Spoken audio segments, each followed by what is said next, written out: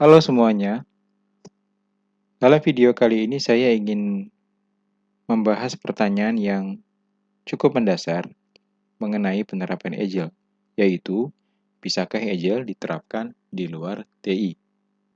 Kita mulai dari tahun 2001.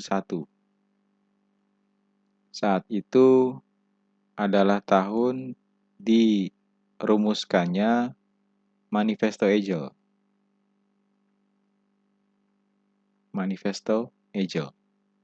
Dan prinsip-prinsip di belakangnya. Tapi kita sama-sama tahu bahwa di tahun 2001 Manifesto Agile ini dibuat spesifik untuk software development.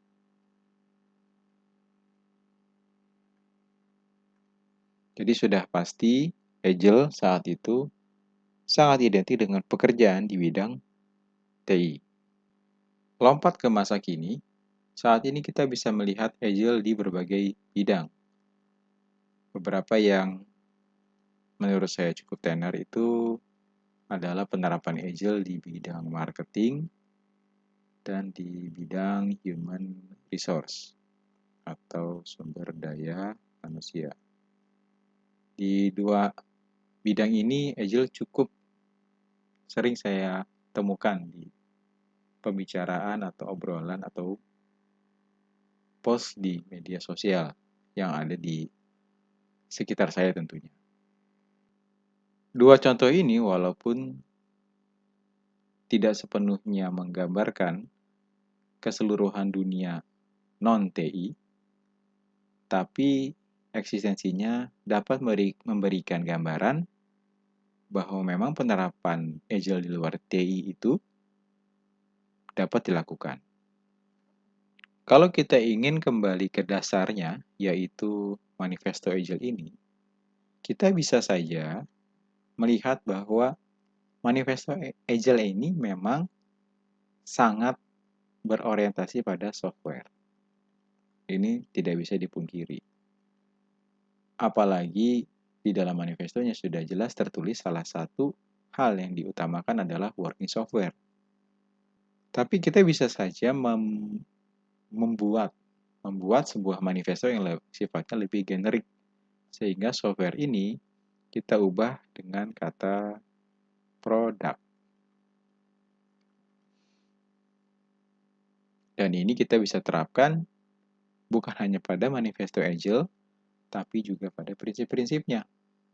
Sehingga kita memiliki manifesto Agile yang sifatnya lebih generik. Jadi, kata kuncinya adalah membuat manifesto Agile yang lebih generik, yang bisa dipakai untuk pekerjaan di bidang manapun. Kalau manifestonya bisa generik, maka seharusnya prinsipnya pun bisa kita ubah dengan mekanisme yang sama. Yang jelas di sini kuncinya. Nah, kalau kita bisa mengubah semuanya menjadi generik, seharusnya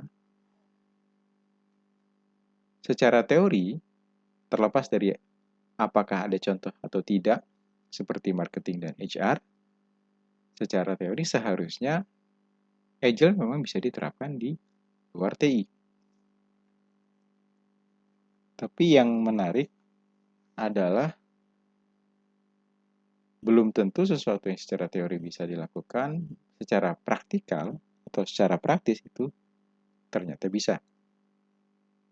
Untuk melakukan itu kita harus melihat kembali kasus-kasus yang ada. Jadi di sini masih tanda tanya. Coba kita paparkan kembali isi dari Manifesto Agile yang sifatnya generik.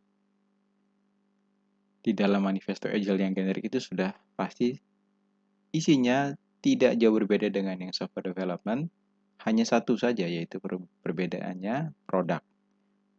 Itu artinya ada individual and interaction, kemudian ada working product, Selanjutnya ada customer collaboration, ini hafalan ya. Dan terakhir adalah responding to change. 4 hal ini sebenarnya bisa kita jadikan tolok ukur paling sederhana untuk menentukan apakah sesuatu atau sebuah pekerjaan bisa menerapkan Agile atau tidak. Di dalam video lain, saya pernah membahas juga soal penerapan Agile di luar TI. Bahkan saya sudah membuat beberapa video yang temanya peririsan antara TI, antara Agile di dunia TI, dan Agile di luar TI. Dan di situ ada beberapa contoh kasus yang saya gunakan untuk memberikan ilustrasi penerapan Agile di berbagai bidang. Contoh yang pertama itu adalah pembuatan paper. Pembuatan paper, dokumen, atau apapun yang tidak terlalu sederhana, butuh waktu beberapa bulan, ini bisa kita jadikan salah satu contoh ya.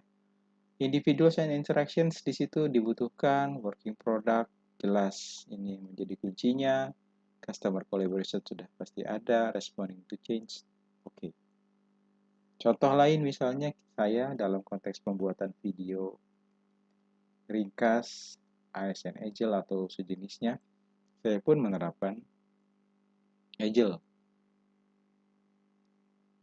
Individuals and interactions ada, perlu, working product tetap jadi tolak ukur, customer collaboration seandainya memang ada stakeholder jelas penting, lalu responding to change sudah pasti ada. Ada ilustrasi lain di video lain tentunya yang lebih sederhana lagi seperti rainbow cake, pembuatan paket burger. Itu kalau kita melayani pesanan baik untuk kedua hal ini, dari gambaran sederhananya kita bisa lihat bahwa keduanya membutuhkan individuals and interactions, working product juga tetap relevan, customer collaboration jelas dibutuhkan, responding to change juga tidak mungkin tidak dilakukan. Artinya, penerapan Agile untuk paper, video, rainbow cake, dan burger berdasarkan manifesto Agile ini masih memungkinkan. Mohon maaf, gambarnya sedikit terpotong ya di bagian burger. Tapi centangnya masih tetap terlihat, jadi seharusnya tidak ada masalah ya. Lanjut ke contoh berikutnya, misalkan kalau kita ingin melakukan pekerjaan penggalian fiber optik. Individuals and interactions masih ada, working product masih relevan. Customer collaboration ya mungkin saja, tapi begitu responding to change ini jadi tanda tanya nih. Kenapa? Karena pekerjaan fiber optik itu secara karakteristik memang berbeda dengan paper, video, rainbow cake, dan burger. Keempat yang di bawah ini mudah diubah kalau memang membutuhkan perubahan, tapi apa iya galian itu mudah diubah? Contoh yang lain yang juga saya pernah gunakan itu adalah renov rumah. Ya, kalau renov rumah seperti apa? Individuals and interactions bisa kita centang di situ.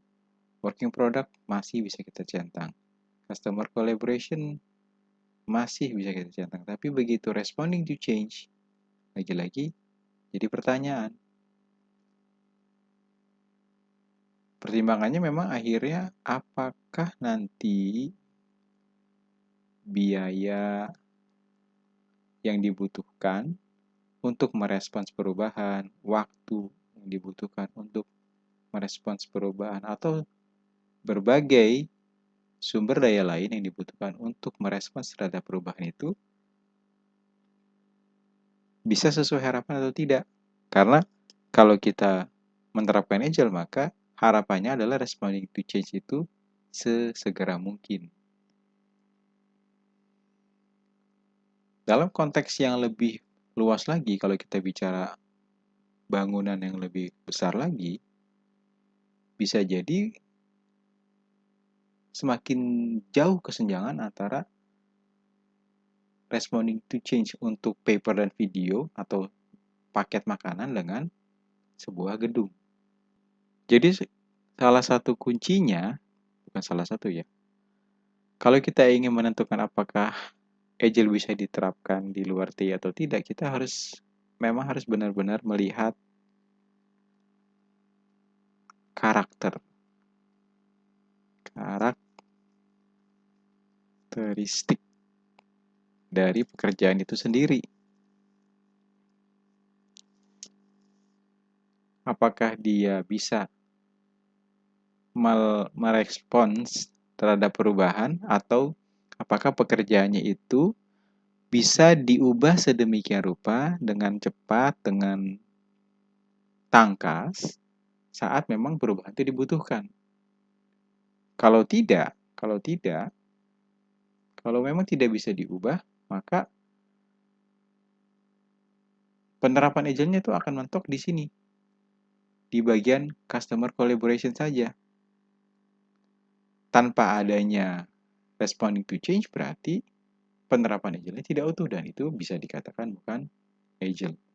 Marketing dan HR kemungkinan besar memiliki karakteristik yang sama dengan, bukan yang sama ya, yang cukup fleksibel sehingga agile bisa diterapkan di situ. HR pun saya rasa memiliki hal yang serupa. Tapi ini memang kita harus tanyakan kembali kepada para praktisi Agile HR dan Agile Marketing.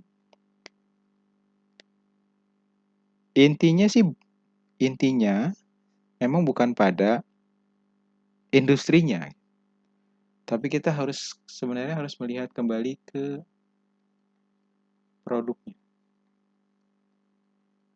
Produknya itu seperti apa? Karakteristik dari produk yang ingin dibuat itu seperti apa?